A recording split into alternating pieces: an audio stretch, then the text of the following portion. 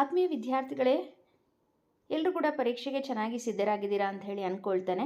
ನಾಳೆ ನಡೀತಕ್ಕಂತಹ ಪರೀಕ್ಷೆಗೆ ಕೇಳಬಹುದಾದಂತಹ ಇಂಪಾರ್ಟೆಂಟ್ ಅಲಂಕಾರಗಳು ಯಾವುದು ಅಂತ ಹೇಳಿ ನೋಡ್ತಾ ಹೋಗೋಣ. ಮೊದಲನೇದಾಗಿ, ಕುಣಿಗಲ್ ಕೆರೆಯು ಬಾಳೆಹಣ್ಣಿನಂತೆ ಬಾಗಿದೆ.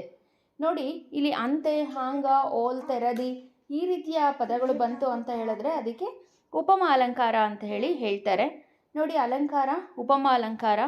ಲಕ್ಷಣ ಒಂದು ಮತ್ತೊಂದರಂತೆ ಇದೆ ಎಂದು ಹೋಲಿಸಿ ವರ್ಣಿಸುವುದನ್ನು ಉಪಮಾ ಅಲಂಕಾರ ಅಂತ ಹೇಳಿ ಕರೀತಾರೆ. ಉಪಮೇಯ ಕುಣಿಗಲ್ ಕೆರೆ, ಉಪಮಾನ ಬಾಳೆಯ ಹಣ್ಣು. ಉಪಮವಾಚಕ ಪದ ಅಂತೆ, ಸಮಾನ ಧರ್ಮ ಬಾಗಿರುವುದು. ಸಮನ್ವಯತೆ, ಉಪಮೇಯವಾದ ಕುಣಿಗಲ್ ಕೆರೆಯನ್ನು ಉಪಮಾನವಾದ ಬಾಳೆಯ ಹಣ್ಣಿಗೆ ಅಂತ ಹೇಳಿ ಹೋಲಿಸಿದ್ದಾರೆ. ಅಂತೆ ಎನ್ನುವುದು ಉಪಮವಾಚಕವಾಗಿದ್ದು ಬಾಗಿರುವುದು ಸಮಾನ ಧರ್ಮವಾಗಿದೆ. ಹಾಗಾಗಿ ಇದು ಉಪಮಾ ಅಲಂಕಾರ ಅಂತ ಹೇಳಿ ಬರೀಬೇಕು. ನಂತರ ವಿದ್ಯಾರ್ಥಿಗಳೇ, ನೀವು ರೂಪಕ ಅಲಂಕಾರವನ್ನು ತಿಳ್ಕೊಂಡಿರ್ಬೇಕಾಗತ್ತೆ. ಸೀತೆಯ ಮುಖ ಕಮಲ ಹರಳಿತು. ಅಲಂಕಾರ ರೂಪಕ ಅಲಂಕಾರ. ಲಕ್ಷಣ ಅತಿ ಸಾಮ್ಯದಿಂದ ಉಪಮೇಯ ಮತ್ತು ಉಪಮಾನಗಳಲ್ಲಿ ಅಭೇದವನ್ನು ಹೇಳಿ ವರ್ಣಿಸಿದಾಗ ಅದು ರೂಪಕ ಅಲಂಕಾರ ಅಂತೇಳಿ ಅನ್ನಿಸ್ಕೊಳ್ಳುತ್ತೆ. ಉಪಮೇಯ ಸೀತೆಯ ಮುಖ, ಉಪಮಾನ ಕಮಲ.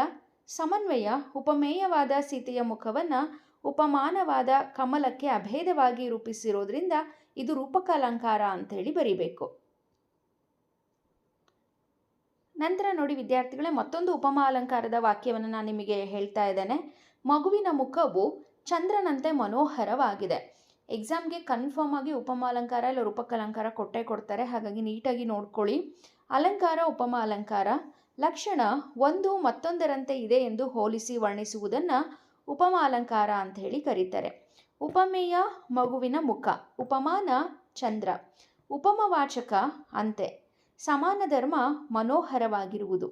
ಸಮನ್ವಯತೆ ಉಪಮೇಯವಾದ ಮಗುವಿನ ಮುಖವನ್ನು ಉಪಮಾನವಾದ ಚಂದ್ರನಿಗೆ ಹೋಲಿಸಲಾಗಿದ್ದು ಅಂತೆ ಎಂಬುದು ಉಪಮವಾಚಕ ಪದವಾಗಿದ್ದು ಮನೋಹರವಾಗಿರುವುದು ಸಮಾನ ಧರ್ಮವಾಗಿದೆ. ಹಾಗಾಗಿ ಇದು ಉಪಮಾ ಅಲಂಕಾರ ಅಂತ ಹೇಳಿ ಬರೀಬೇಕು.